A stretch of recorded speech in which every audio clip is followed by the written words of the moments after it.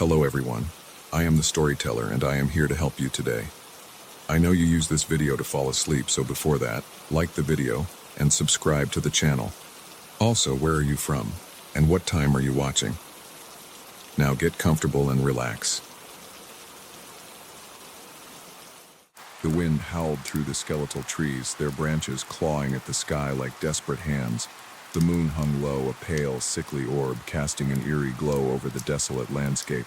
Somewhere in the distance, a lone wolf howled, its mournful cry echoing through the night. But this was no ordinary forest, and the wolf was no ordinary beast. This was the Black Hollow, a place where the veil between worlds was thin and the shadows held secrets that could drive a man to madness. It was here in the heart of the hollow that the old mill stood. Its wooden frame was warped and twisted, as if the very structure had been corrupted by the darkness that surrounded it. The mill had been abandoned for decades, its once proud wheel now broken and still, its windows shattered and dark. But on this night, a faint light flickered from within, a pale, ghostly glow that seemed to pulse with a life of its own. Inside the mill, the air was thick with the scent of decay. The walls were lined with shelves, each one filled with jars of varying sizes. The jars were filled with strange, unidentifiable objects, shriveled roots, twisted bones, and dark, viscous liquids that seemed to move on their own. In the center of the room stood a large wooden table, its surface scarred and stained with the remnants of countless rituals. And at the head of the table sat a figure cloaked in shadows, their face obscured by a hood. The figure was known only as the Keeper, a mysterious being who had lived in the mill for as long as anyone could remember. No one knew where the Keeper had come from or how long they had been there. Some said they were a witch, others a demon. But one thing was certain, the Keeper was not human. The Keeper's hands moved with practiced precision, their long, bony fingers sorting through the jars with a disturbing familiarity. They selected one, a small, unassuming jar filled with a dark, swirling liquid, and placed it on the table before them. The liquid inside seemed to react to the Keeper's presence, swirling faster and faster until it formed a small black vortex. The Keeper leaned forward, their breath fogging the glass as they whispered words in a language that no living person could understand. The vortex grew larger, the liquid inside churning violently until it suddenly stilled, revealing a scene within the jar. A scene that should not have been possible. It was a room, small and dimly lit, with walls covered in peeling wallpaper. In the center of the room stood a child, no more than 6 years old, their face pale and drawn. The child was holding a doll, its porcelain face cracked and stained, its glassy eyes staring blankly ahead. The child's lips were moving, but no sound came from the jar. Instead, the Keeper's voice filled the room, repeating the child's words in a hollow, echoing tone. "Please help me." The Keeper's lips curled into a cruel smile as they leaned back, their eyes gleaming with a malevolent light. They had found what they were looking for. The child in the jar was not real, at least not in the traditional sense. They were a memory, a fragment of a soul trapped in the Keeper's collection. The Keeper had been collecting these fragments for centuries, each one a piece of a person's essence, their fears, their regrets, their darkest secrets. The Keeper fed on these fragments, drawing power from the suffering they contained. But the child was different.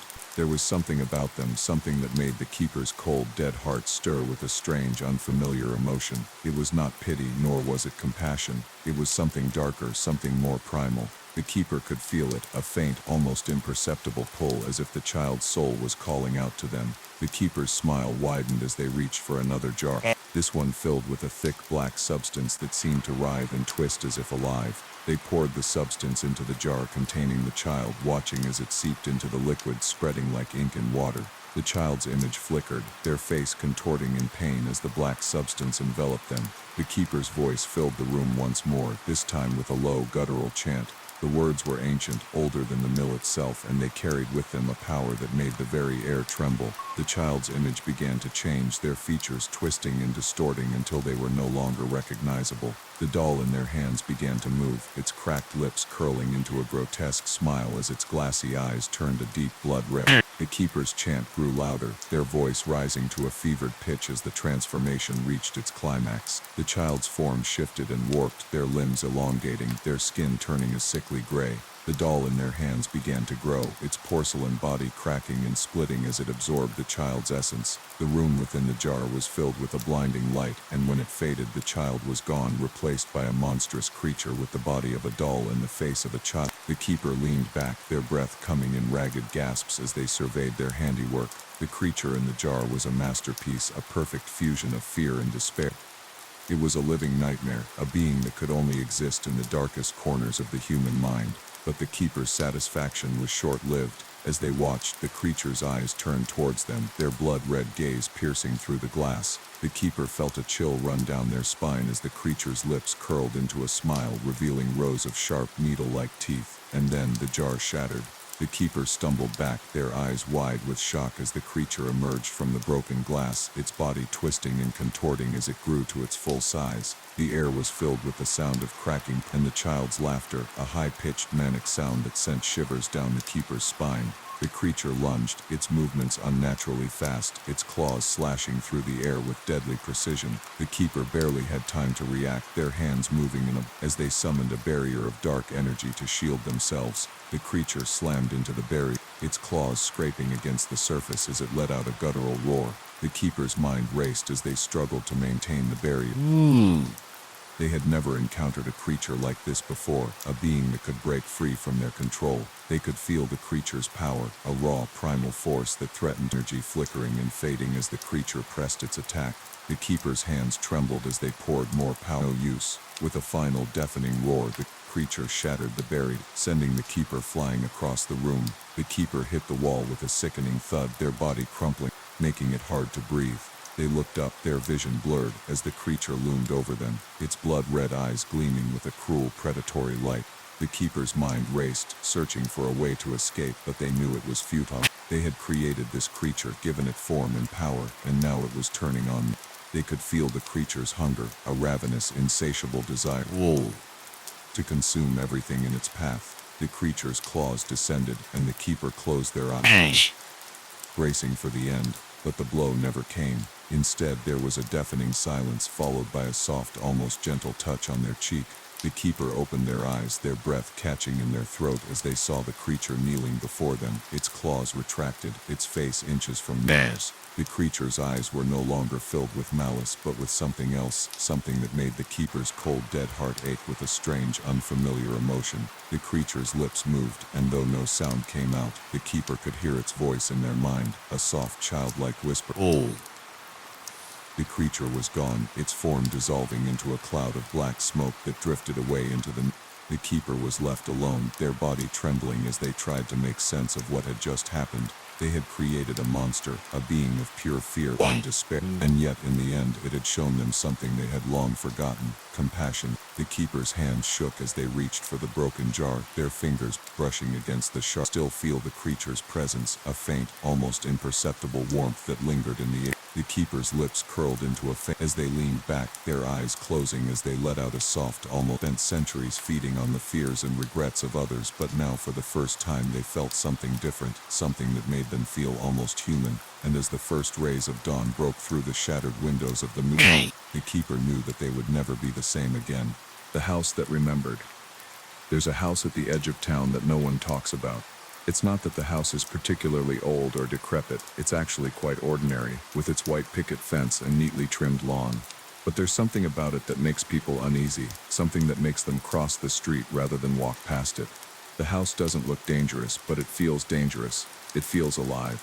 The house had been empty for years, ever since the last family who lived there disappeared without a trace.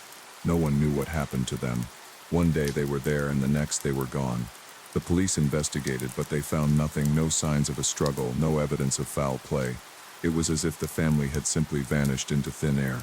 But the house didn't stay empty for long. A young couple, newly married and looking for their first home, bought it at a bargain price.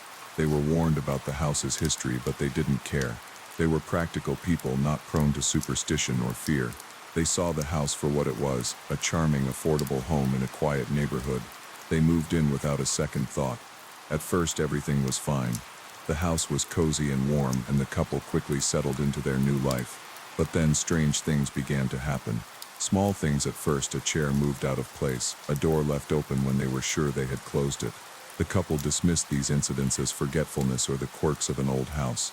But as the days passed, the occurrences grew more unsettling. One night, the wife woke up to the sound of footsteps in the hallway.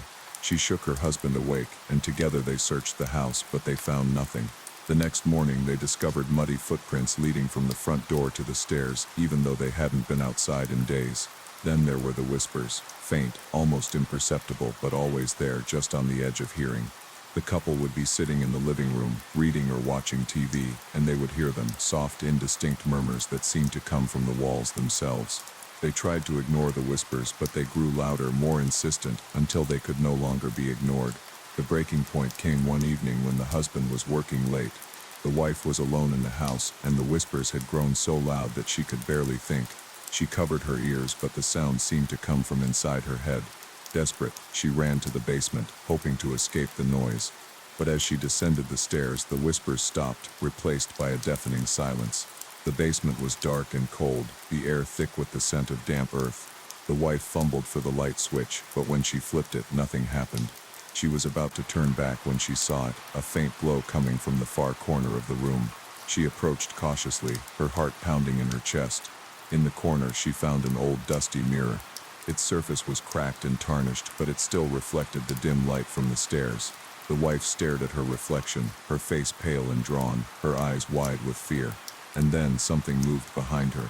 She spun around, but there was nothing there. When she turned back to the mirror, her reflection was gone. In its place was a figure, a woman with long tangled hair and hollow eyes. The woman's lips moved, but no sound came out. The wife stumbled back, her breath coming in ragged gasps, and the mirror shattered, the pieces scattering across the floor. The wife fled the basement, slamming the door behind her. She didn't tell her husband what she had seen. She couldn't. She tried to convince herself that it had been a trick of the light, a figment of her imagination. But deep down she knew the truth. The house was alive, and it was watching them. The incidents grew worse after that. Objects would move on their own. Doors would slam shut, and the whispers became screams.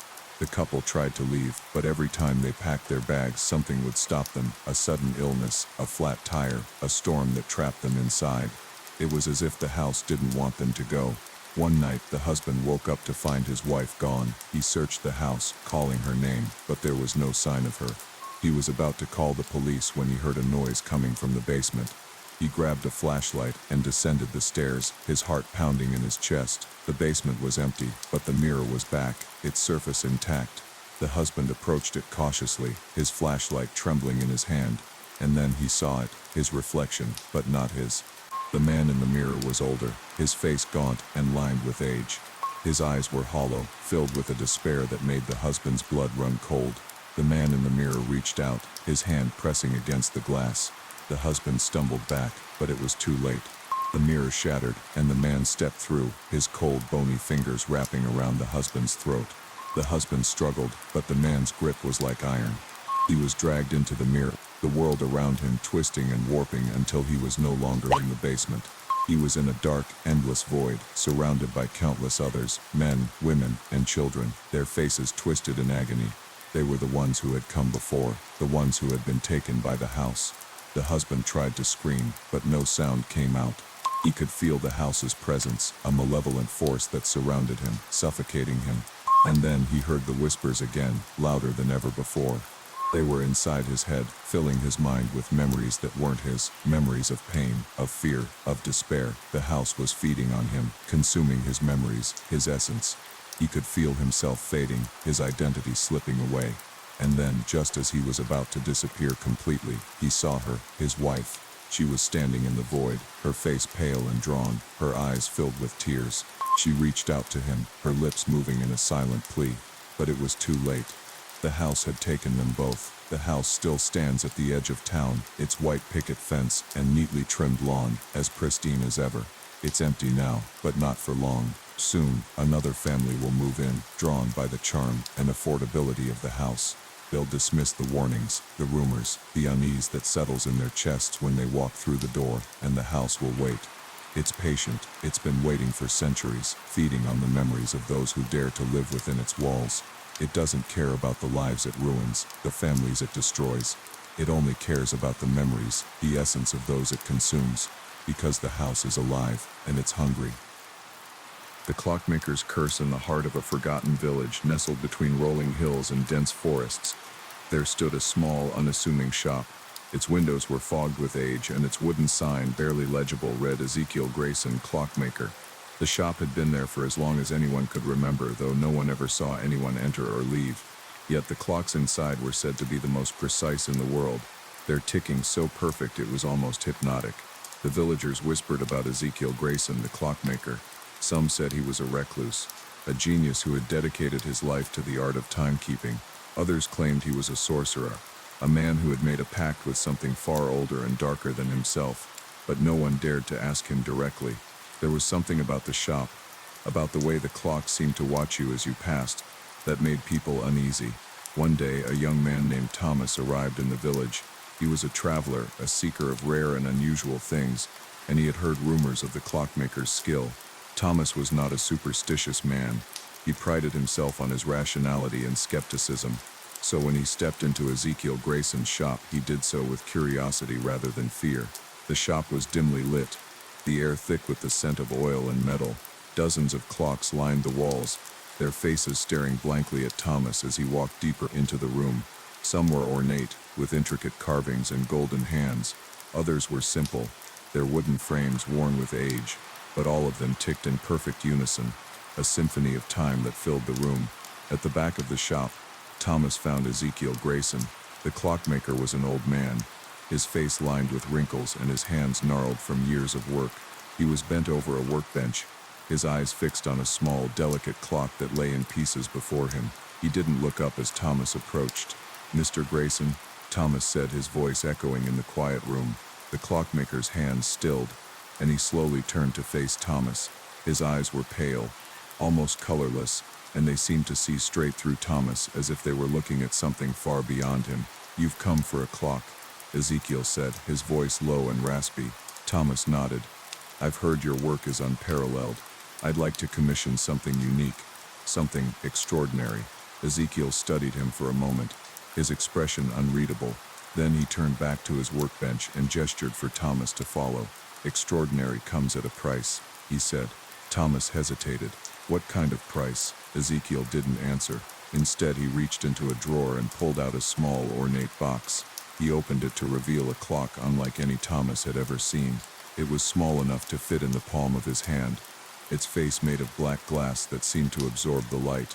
The hands were silver, their edges sharp and jagged, and they moved in a way that was almost unnatural, as if they were alive. "This," Ezekiel said, "is a Cronus clock. It doesn't just measure time, it controls it." Thomas frowned. "Controls it? What do you mean?" Ezekiel's lips curled into a faint smile. "Turn the hands, and you can slow time, speed it up, even stop it altogether. But be warned, time is not a force to be trifled with. It demands balance. For every moment you take, you must give one in return." Thomas stared at the clock, his skepticism warring with his curiosity. It was impossible, of course. Time couldn't be controlled. And yet, there was something about the clock, something that made his skin crawl and his heart race. "How much?" he asked. Ezekiel's smile widened. "The price is not in gold or silver. The price is a memory. A memory. A moment of your life," Ezekiel said. "A moment you will never get back." Thomas hesitated. The idea of losing a memory was unsettling, but the promise of controlling time was too tempting to resist. "Fine," he said. "I'll pay your price." Ezekiel nodded and handed him the clock. As Thomas took it, he felt a strange sensation, like a cold hand reaching into his mind and plucking something out. He gasped, clutching his head as a memory. His first kiss, the warmth of the sun on his face, the sound of laughter faded into nothingness. When he opened his eyes, Ezekiel was gone. The shop was empty, the clock silent. Thomas stumbled outside, the Cronus clock clutched tightly in his hand. At first, Thomas used the clock sparingly. He would turn the hands just a little, slowing time to savor a beautiful sunset or speeding it up to escape a tedious conversation. But as the days passed, he grew bolder. He stopped time entirely to steal money from a wealthy merchant. He rewound it to undo a mistake that had cost him dearly. Each time he felt the cold hand in his mind, taking another memory. His mother's voice, the smell of fresh bread, the face of a childhood friend. But Thomas didn't care. The power was intoxicating, and he told himself the memories were a small price to pay. He became reckless, using the clock for even the most trivial things. And then, one day, he went too far. He was in a tavern, drunk and angry. After losing a game of cards, in a fit of rage, he turned the hands of the clock all the way back, determined to undo the entire night. But as he did, he felt a sharp pain in his chest, like a vice tightening around his heart. The room spun, and he collapsed to the floor, the clock slipping from his grasp. When he woke up, the tavern was gone. He was in a dark, endless void, surrounded by fragments of his memories, flashes of light and sound that flickered and faded before he could grasp them. He tried to move, but his body felt heavy, as if it were made of stone. And then, he saw them, the others, dozens of people, their faces twisted in agony, their bodies frozen in time. They were the ones who had come before him, the ones who had tried to control time and failed. They were trapped, their memories consumed, their essence scattered across the void. Thomas tried to scream, but no sound came out. He could feel the cold hand in his mind again, but this time it wasn't taking a memory, it was taking everything. His thoughts, his emotions, his very sense of self. He was fading, dissolving into the void, becoming nothing more than a fragment of time. Back in the village, Ezekiel Grayson sat in his shop, his pale eyes fixed on a new clock he was building. Its face was black glass, its hands sharp and jagged. He smiled as he worked, his gnarled hands moving with practiced precision. The shop was quiet, the clock silent, but if you listened closely, you could hear it, a faint, almost imperceptible ticking, coming from deep within the walls. It was the sound of time, alive and hungry, waiting for its next victim, the town that wasn't there. It was a map that no one remembered making, tucked away in the dusty archives of a small library. It was discovered by a historian named Clara during a routine cataloging project. The map was old, its edges frayed and its ink faded, but it was still legible. It depicted a region Clara knew what the surrounding countryside where she had grown up, but there was something on the map that shouldn't have been there. A town, marked in bold letters as Black Hollow. Clara had never heard of Black Hollow. She had spent her entire life in the area, and she was certain no such town existed. Curious, she asked the librarian about it, but the old man just shook his head, his eyes clouded with unease. Never heard of it, he said, his voice trembling slightly. Best leave it alone. But Clara couldn't leave it alone. The mystery gnawed at her, and she became obsessed with finding out what had happened to the town. She spent weeks poring over old records, searching for any mention of Black Hollow, but there was nothing. No census data, no property deeds, no newspaper articles. It was as if the town had been erased from history. Finally, Clara decided to visit the location marked on the map. She packed her car with supplies and set out early one morning, following the winding country roads until she reached the spot where Black Hollow should have been. But when she arrived, there was nothing there. Just an empty field, overgrown with weeds and surrounded by dense forest. Disappointed, Clara was about to leave when she noticed something strange. At the edge of the field, partially hidden by the trees, was a narrow dirt road. It wasn't on any of her maps, and it looked as if it hadn't been used in years, but something about it drew her in, and she found herself driving down the road, her heart pounding with a mixture of excitement and dread. The road twisted and turned, the trees pressing in on either side until it felt like she was driving through a tunnel. And then, suddenly, the trees opened up, and Clara found herself in a town. It was small and eerily quiet, the kind of place that seemed frozen in time. The buildings were old, their paint peeling and their windows dark. The streets were empty, the only sound the crunch of gravel beneath Clara's tires as she drove slowly through the town. She parked in front of what appeared to be a general store, and got out of the car, her footsteps echoing in the silence. The air was thick with the scent of decay, and the sky above was a dull, lifeless gray. Clara felt a chill run down her spine as she approached the store, its door hanging crookedly on its hinges. Inside, the store was a time capsule, shelves lined with dusty cans and jars, a cash register covered in cobwebs, and a calendar on the wall that read October 1923. Clara's breath caught in her throat. This place hadn't just been forgotten, it had been abandoned for nearly a century. She explored the rest of the town, her unease growing with each step. Every building was the same, empty, decaying, and frozen in time. There were no signs of life, no indication of what had happened to the people who had once lived here. And yet, Clara couldn't shake the feeling that she was being watched. It wasn't until she reached the town square that she found the first sign of something unusual. In the center of the square was a large ornate clock, its face cracked and its hands frozen at midnight. But what caught Clara's attention was the figure standing beside it. A man, dressed in old-fashioned clothes, his back to her. "Hello," Clara called out, her voice trembling. The man didn't respond. He didn't move. Clara approached cautiously, her heart pounding in her chest. As she got closer, she realized something was wrong. The man's skin was pale and waxy, his eyes glassy and unseeing. He wasn't alive. He was a mannequin, or something worse. Clara stumbled back, her breath coming in ragged gasps, and then she heard it. A faint, almost imperceptible sound like the ticking of a clock. It was coming from the mannequin. She watched in horror as its head slowly turned, its glassy eyes fixing on her. "You shouldn't be here," it said, its voice hollow and echoing. Clara turned and ran, her footsteps pounding against the cobblestones as she fled back to her car. But as she reached the edge of the town, she realized something was wrong. The road she had driven in on was gone, replaced by a solid wall of trees. She tried to find another way out, but every path led her back to the town square, where the mannequin stood, its head tilted at an unnatural angle. "You shouldn't be here," it repeated, its voice growing louder. Clara's mind raced as she tried to make sense of what was happening. The town wasn't just forgotten, it was trapped, caught in some kind of loop, where time stood still, and the mannequin, or whatever, was the keeper of this place, ensuring that no one who entered could ever leave. Desperate, Clara turned to the clock in the square. Its hands were still frozen at midnight, but she noticed something she hadn't before, a small keyhole at its base. She reached into her pocket and pulled out the key she had found in the general store, the one she had taken on a whim. It fit perfectly. As she turned the key, the clock began to move, its hands spinning wildly. The mannequin let out a guttural scream. The sound that wasn't there in the small secluded town of Blackwater. There was a sound that no one could explain.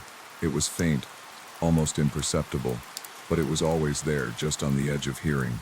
The townsfolk called it the whisper, and they had learned to live with it, though no one could say exactly what it was or where it came from.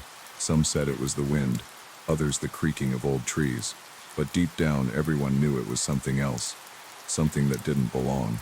The whisper had been a part of Blackwater for as long as anyone could remember. It was woven into the fabric of the town, a constant presence that no one talked about but everyone felt. Children were warned not to listen too closely, and adults avoided speaking of it altogether. It was just one of those things, like the fog that rolled in from the marshes or the way the streetlights flickered at night. But for Clara, the whisper was more than just a sound. It was a mystery, one that she was determined to solve. Clara had moved to Blackwater 6 months ago, seeking solace after the death of her father. The town's quiet, slow pace had appealed to her, and she had quickly settled into a small cottage on the edge of the woods. But as the days turned into weeks, she began to notice the whisper. At first it was just a faint hum, like the distant buzz of a bee, but as time went on it grew louder, more insistent, until it was all she could hear. She asked her neighbors about it, but they just shook their heads and changed the subject. The few who did answer were vague, their eyes darting nervously as they spoke. "It's just the wind," they would say, "nothing to worry about." But Clara wasn't convinced. There was something about the whisper, something that made her skin crawl and her heart race. It wasn't just a sound, it was a presence, something alive and watching. One night, unable to sleep, Clara decided to follow the whisper. She put on her coat and stepped outside, the cold night air biting at her skin. The town was silent, the streets empty, but the whisper was louder than ever, a low, rhythmic hum that seemed to come from everywhere. She followed the sound through the winding streets, past the darkened houses and the flickering streetlights, until she reached the edge of the woods.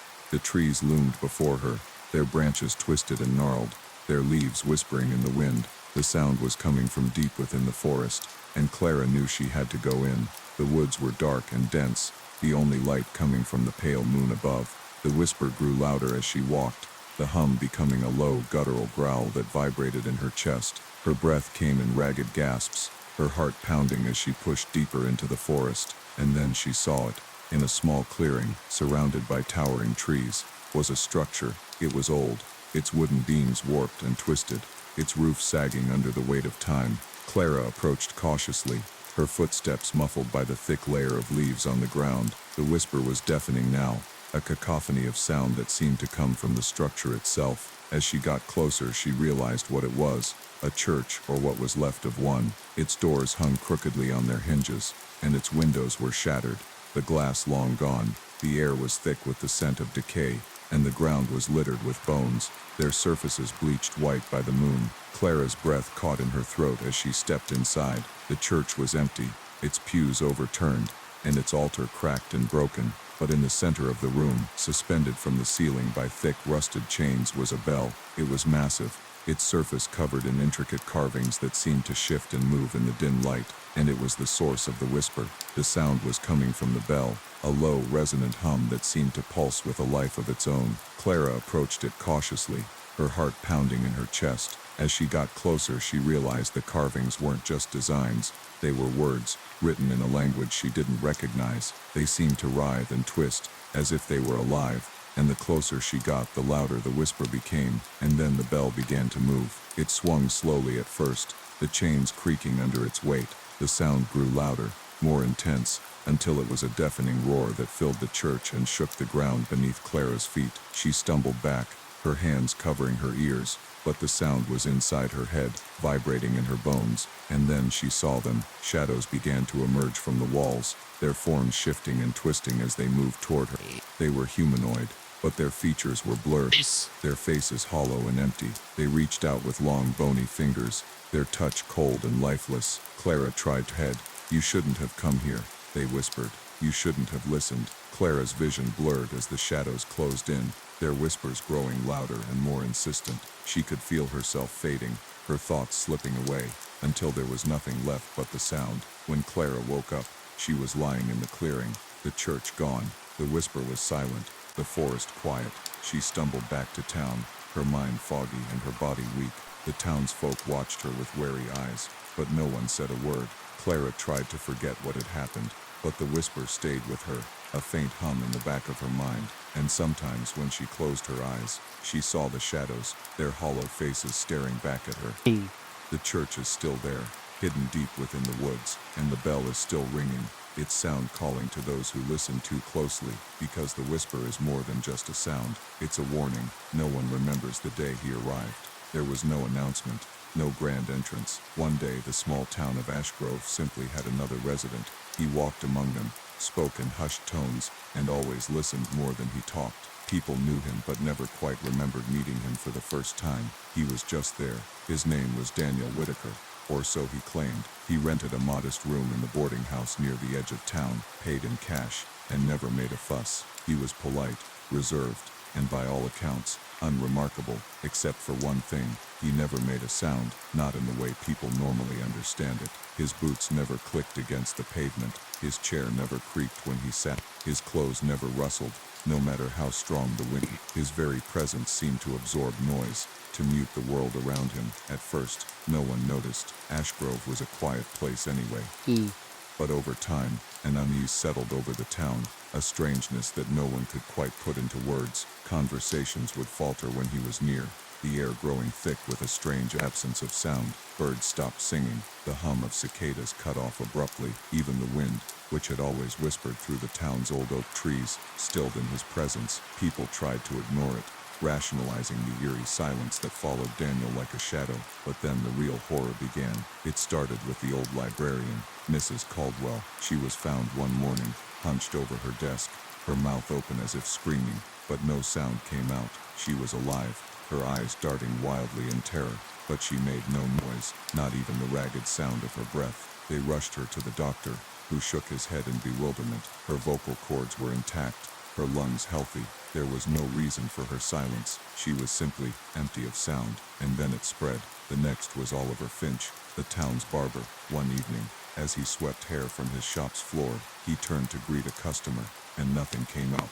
His throat moved, his lips formed words, but the sound had vanished. His voice had been stolen. One by one, more people lost their sound, not just their voices, but everything. The clatter of silverware on plates, the splash of water from a faucet, the rustle of paper, it all disappeared. Houses became tombs of eerie stillness, streets a vacuum of lost noise, and always, always, Daniel Whitaker was there, watching, listening, absorbing. The townsfolk tried to confront him. They stood outside his boarding house, whispering accusations, fear curling their voices. But the closer they got, the quieter they became, until they were left mouthing silent protests, unable to hear even the pounding of their own hearts. And then, they too fell into silence. By the time someone thought to call for help, it was too late. No one could speak.